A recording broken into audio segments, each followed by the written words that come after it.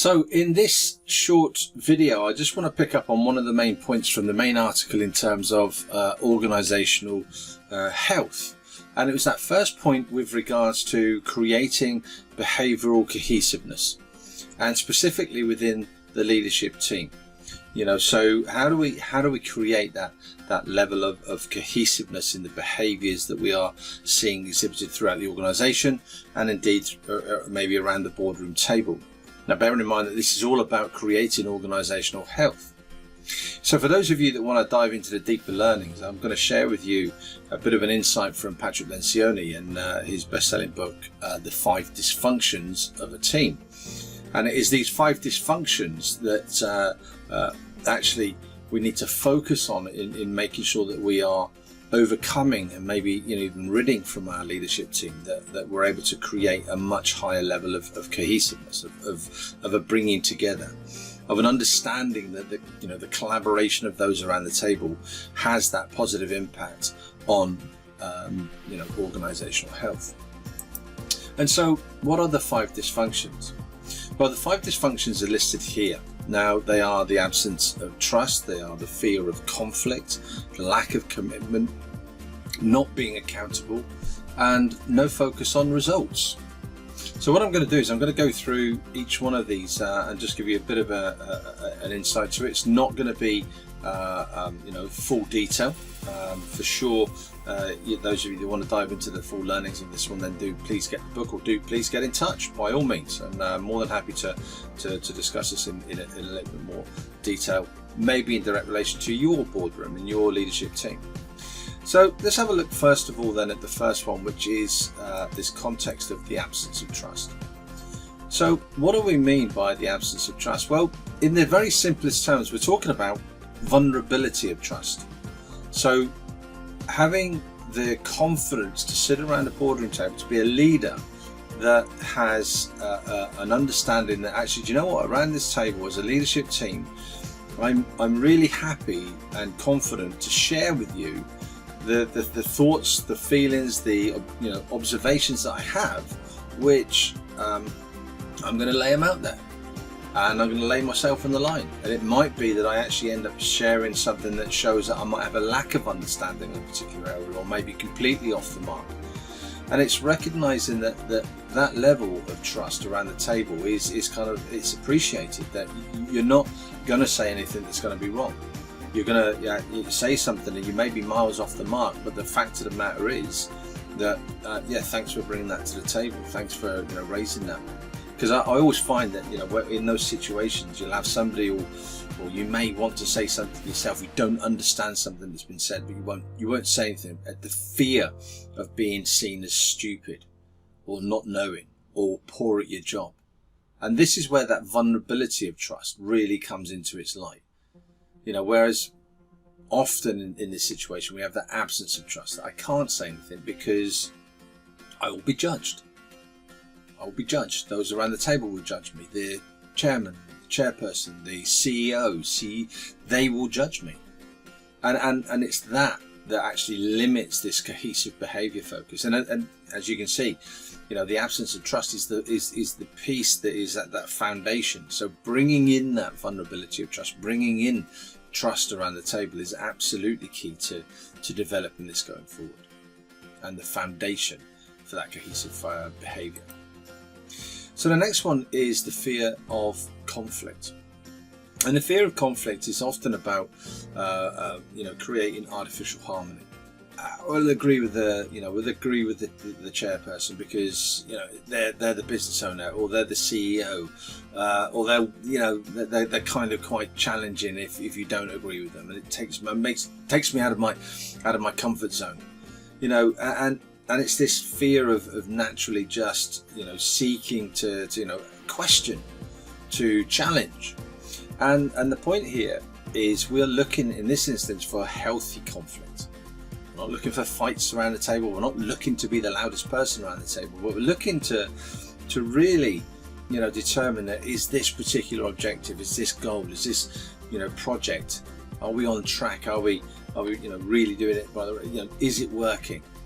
And it's doing the deep dive. There's a great phrase out there that you can utilize, and it's called mining for conflict. mining for conflict. So taking the time to have a look and do a bit of a deep dive as where there may be some challenges afoot. And the one thing that you'll find when you do this, when you have healthy conflicts around the table, is you will make decisions in the absolute best interest of the organisation. Again, directly contributes towards organisational health.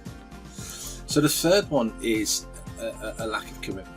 So we've got the absence of trust, we've got the fear of conflict, and that will naturally lead to a lack of commitment. It's I don't agree with what's been said. Now, I haven't said anything about it, but you know what? I'm going to go back to my silo and I'm going to just deal with what I need to deal with. I'm not going to be committed to the big picture. I know that if I do what I need to do, I'm going to be wrong.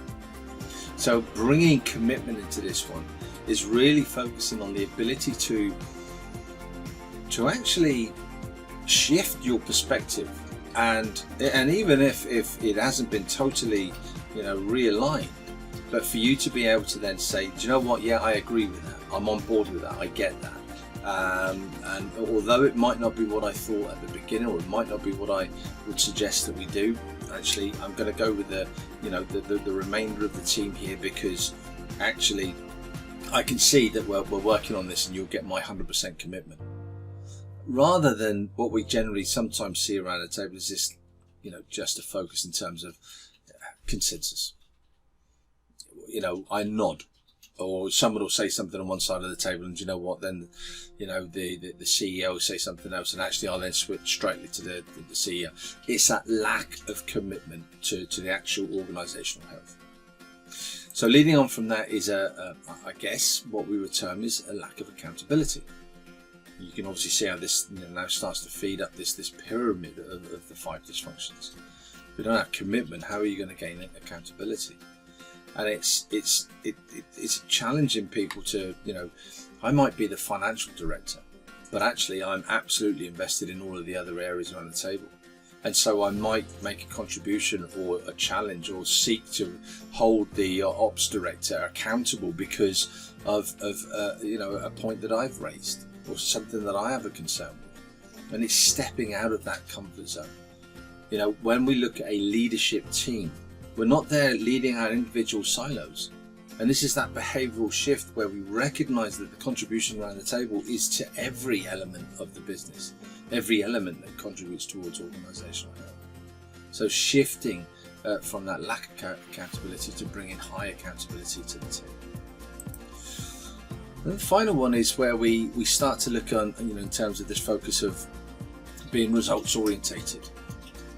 And this is, it's removing ambiguity from what it is that we're doing, but it's really starting to focus on the fact that we are creating a level of accountability around the table, which leads directly to the results. We can see what the metrics are, what's moving us forward and what's not moving us forward, and that's really, really important. That we need to be in that place where we're starting to develop that go forward. So we get focused on the results in that respect. So that gives you a bit of an insight really in terms of the, I suppose, how through focusing on overcoming the dysfunctions, the 5 dysfunctions, we can really start to develop, shift in behaviours around the table.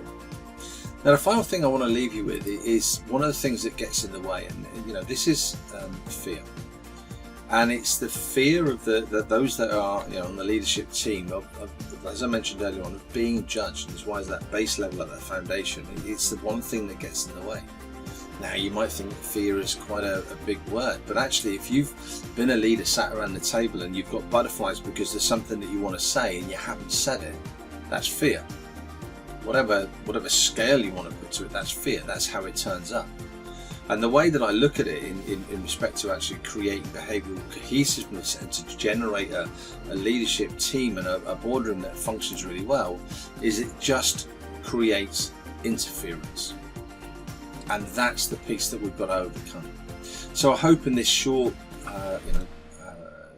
9-10 minute video that I give you a bit of an insight and some food for thought on how you can start to develop the behaviours that you need to see from your leadership team that need to turn up around the boardroom table that in fact actually need to then be developed throughout the wider organisation. And again, if I can help, or if you'd like to have a chat, drop something into the comment box. Let us know what your thoughts are. I'd be delighted to engage with a bit of commentary on this one and get your thoughts and your experiences as well. Anyway, for the time being, thanks a lot.